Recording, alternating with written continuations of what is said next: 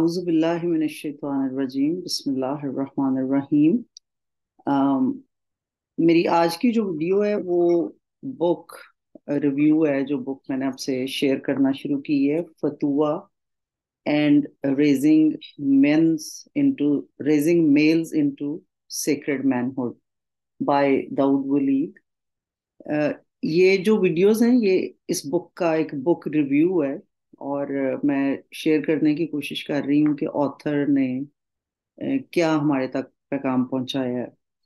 अ, इसकी जो first two videos हैं, like the first one is the introduction video, और उसके बाद इस बुक के अंदर 16 कैरेक्टरिस्टिक्स जो कि 16 चैप्टर्स की शक्ल में लिखी गई हैं, वो ऑथर ने शेयर की हैं। तो मेरी फर्स्ट टू वीडियोस जो थी, एक इंट्रोडक्शन थी और दूसरी जो चैप्टर वन का रिव्यू था जिसका टाइटल है ट्रूथफुलनेस या सच्चाई। उन दोनों वीडियोस के लिंक भी मैं इस वीडियो की डिस्क्रिप्शन में डाल दूंगी। और मेरा मशवरा ये है कि अगर आप ये वीडियो देख रहे हैं तो उससे पहले वाली दोनों को ज़रूर देखें। तो आज हम शुरू करते हैं इसका चैप्टर टू का रिव्यू। और मैं ये बताती चलूं कि मैं सब कुछ जो कुछ ऑथर ने लिखा हुआ इस चैप्टर में वो तो शेयर नहीं कर रही, जिस चंद मोटी मोटी चीज़ें मैं आपसे शेयर करती हूँ। तो लेट्स स्टार्ट। रब्बि शरह ली सदरी व यस्सिर ली अमरी वहलुल उक़दतम मिन लिसानी यफ़क़हू क़ौली। अल्लाह ताला मुझे तौफीक दे कि मैं ऑथर का जो सही पर्पस है वो आप तक कन्वे कर सकूं। चैप्टर टू है, उसका टाइटल है loving and loathing for the sake of अल्लाह। अल्लाह की खातिर मोहब्बत और नफरत। रसूलुल्लाह सल्लल्लाहु अलैहि वसल्लम का फरमान है कि इसका दीन मुकम्मल है जो अल्लाह की खातिर मोहब्बत और अल्लाह की खातिर नफरत करे, और जो अल्लाह की खातिर दे और रोक ले। शेख अब्दुल्ला इब्ने अल्लावी कहते हैं कि अल्लाह से मोहब्बत का मतलब अल्लाह की तरफ रुझान, इससे अटैच होना और इसका साथ देना।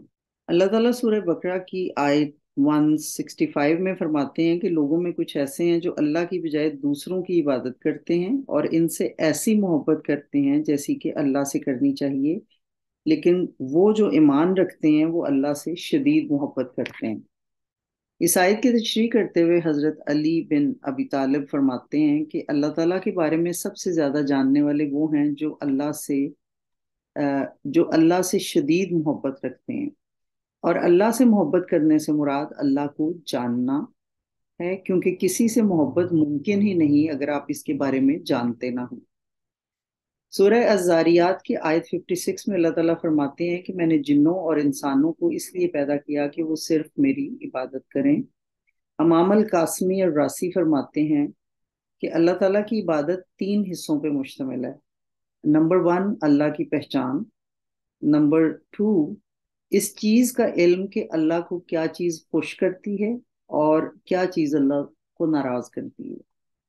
और जो चीज अल्लाह को, नंबर थ्री ये है कि जो चीज अल्लाह को राजी करती है उस पर अमल करना, और जिन चीजों से अल्लाह ताला नाराज होते हैं उनसे बचना।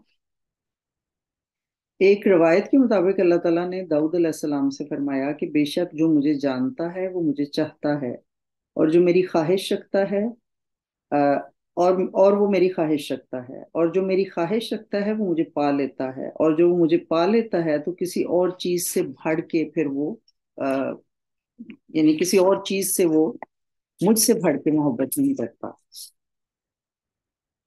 इसलिए अल्लाह से मोहब्बत करने वाला नौजवान इस दुनिया की मोहब्बत में मुब्तला नहीं होता। रसूलुल्लाह सल्लल्लाहु अलैहि वसल्लम फरमाते हैं कि दुनिया को छोड़ दो तो अल्लाह तुमसे मोहब्बत करेगा, और जो लोगों के पास है इसे छोड़ दो तो लोग तुमसे मोहब्बत करेंगे। और छोड़ देने से यहाँ मुराद है दुनिया की चीजें आप इस्तेमाल तो कर रहे हैं, लेकिन उन्होंने आपके दिल पे कब्जा नहीं किया हुआ। एक नौजवान का रूहानी सफर ये है कि वो अल्लाह का कुर्ब पाने के लिए अल्लाह की खातिर अपना दिल दुनिया की हर चीज की मोहब्बत से खाली कर ले। अल्लाह ताला से मोहब्बत से मुराद इन चीज़ों से मोहब्बत करना है जिनसे अल्लाह ताला मोहब्बत करते हैं, और अल्लाह ताला सबसे बढ़ के रसूलुल्लाह सल्लल्लाहु अलैहि वसल्लम से मोहब्बत करते हैं। आपने फरमाया, आप सल्लल्लाहु अलैहि वसल्लम ने फरमाया کہ میں اللہ کا پیارا ہوں۔ آپ نے فرمایا کہ تم تب تک مومن نہیں ہو سکتے جب تک تم اپنی ذات، اپنے مال اور اپنی اولاد سے بڑھ کے مجھ سے محبت نہ کرو۔ رسول اللہ صلی اللہ علیہ وآلہ وسلم کی محبت پیدا کرنے کے لیے نوجوانوں کو ایسی محفلوں میں جانا چاہیے اور ایسے علماء کی صحبت اختیار کرنی ہے چاہیے جہاں رسول اللہ صلی اللہ علیہ وآلہ وسلم کی سیرت پاک سکھائی جاتی ہو۔ تو اب چونکہ ہمارا جو ٹاپک ہے وہ تو یہ ہے نا کہ کس طرح نوجوان جو ہیں وہ اچھے مرد بن سکتے ہیں یا مردوں والی کوالٹیز ان میں پیدا ہو سکتی ہیں۔ تو یہ جو چیپٹر 2 ہے یہ بیسیکلی اٹس ایڈریسنگ مینس یا یوتھ جو ہے کہ وہ کس طرح اللہ کی محبت اپنے اندر ڈیولپ کریں، اور اللہ کی محبت کو پانے کا سب سے بڑا ذریعہ یا سب سے پہلی چیز جس سے اللہ تعالیٰ محبت کرتے ہیں اور ہمیں بھی اس سے کرنے کا حکم ہے وہ خود رسول اللہ صلی اللہ علیہ وآلہ وسلم ہے۔ اور رسول اللہ صلی اللہ علیہ وسلم سے ہم تبھی محبت کر سکتے ہیں جب ہم ان کے بارے میں جانیں، یعنی ان کی سیرت کے بارے میں جانیں۔ تو اس کے لیے کیا اہتمام کرنے کی ضرورت ہے پیرنٹس کو، سوسائٹی کو، کہ ایسے اپرچونٹیز یوتھ کے لیے مہیا کی جائیں جس میں ان کو سیرت کے بارے میں سکھایا جائے۔ مطلب سیرت آپ کا سیرت کی تعلیم جو ہے وہ آپ کے کریکولم کا حصہ بھی ہونی چاہیے اسلامی ممالک کے اندر۔ اور اس کے علاوہ آج کل بہت سارے آن لائن کورسز ہوتے ہیں جن میں آپ بچوں کو کرا سکتے ہیں، انرول کرا سکتے ہیں، اور اگر اپرچونٹیز ہوں کہ جہاں پہ ان پرسن جایا جا سکے تو یہ اس سے بھی زیادہ بہتر ہے۔ انسان کسی چیز سے محبت کرتا ہے تو وہ اس کے بارے میں جاننا چاہتا ہے، اور جتنی آپ کی محبت کسی سے بڑھتی ہے اتنا آپ اس کی کمپنی میں رہنا پسند کرتے ہیں۔ تو یہ ضروری ہے کہ نوجوان رسول اللہ صلی اللہ علیہ وسلم کی سیرت کا مطالعہ کریں تاکہ ان کے کردار کی خوبیوں کی وجہ سے ان کے دلوں میں رسول اللہ صلی اللہ علیہ وآلہ وسلم سے محبت بڑھے۔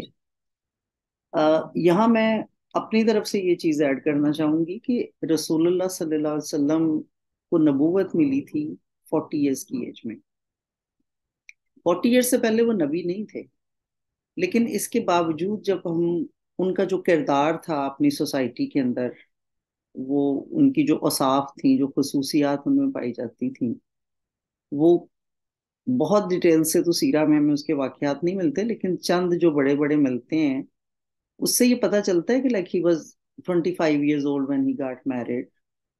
اس سے پہلے چھوٹے ہوتے کے کچھ واقعات ہیں، کچھ واقعات ہیں جب حفظ الفضول ہوا تھا جس میں کہ انہوں نے اپنی سوسائٹی کے لیے ایک بالکل بہت بڑی لڑائی کو ہونے سے روک دیا۔ تو یہ ساری چیزیں پری اسلامک دور کی ہیں، اس لیے یہ بہت امپورٹنٹ ہے کہ رسول اللہ صلی اللہ علیہ وسلم کی سیرت کو سمجھا جائے، ان کے کردار کی خوبیوں کو دیکھا جائے اور ان کو اپنے اندر پیدا کیا جائے کہ what kind of man he was even before becoming a prophet۔ اور پروفٹ بننے کے بعد تو پھر ظاہر ہے اللہ تعالیٰ کی وہی ان کے پاس آتی تھی، گائیڈنس آتی تھی۔ سورہ آل عمران کی ایک آیت 31 میں اللہ تعالیٰ فرماتے ہیں کہ اے پیغمبر لوگوں سے کہہ دیجئے کہ اگر تم اللہ سے محبت کرتے ہو تو میرا اتباع کرو، یعنی کہ مجھے فالو کرو، تاکہ اللہ تم سے محبت کرے اور تمہارے گناہ معاف کر دے، فرما دے، بے شک وہ معاف کرنے والا اور رحم کرنے والا ہے۔ تو اس سے ہمیں یہ پتہ چلتا ہے کہ رسول اللہ صلی اللہ علیہ وسلم کی سنت کا اتباع کرنے سے انسان کے گناہ معاف ہوتے ہیں۔ ایک آیت سے پتہ چلتا ہے کہ رسول اللہ صلی اللہ علیہ وسلم کی سنت پہ عمل کا حکم اور اللہ کی محبت کو پانے کا ذریعہ ہے، اور سنت پہ عمل کرنا ہمارے گناہوں کی بخشش کا ذریعہ بھی ہے۔ سورہ احزاب کی آیت 56 میں اللہ تعالیٰ فرماتے ہیں کہ بے شک اللہ اور اس کے فرشتے رسول اللہ صلی اللہ علیہ وآلہ وسلم پہ درود بھیجتے ہیں، اے ایمان والو تم بھی ان پہ درود بھیجا کرو اور خوب سلام بھیجا کرو۔ رسول اللہ صلی اللہ علیہ وآلہ وسلم سے درود بھیجنا ایک ایسا عمل ہے کہ جو خود اللہ تعالیٰ اور ان کے فرشتے کرتے ہیں۔ اب درود شریف کی اس آیت کے حوالے سے ایک بات میں خود سے یہ ایڈ کرنا چاہوں گی کہ اللہ تعالیٰ نے ہمارے پہ جو عبادات فرض کی ہیں، فرض کا مطلب ہے کہ we have to do them, اور اگر نہ کریں تو اللہ تعالیٰ ان سے ان کے بارے میں پوچھیں گے ہم سے. لیکن درود شریف پڑھنا ایک ایسا کام ہے جو اللہ تعالیٰ کہہ رہے ہیں کہ میں اور میرے فرشتے کرتے ہیں، یعنی کہ یہ وہ کام ہے جو خود اللہ تعالیٰ کرتے ہیں. تو آپ سوچیں کہ یہ کتنے اعلیٰ درجے کا کام ہوگا.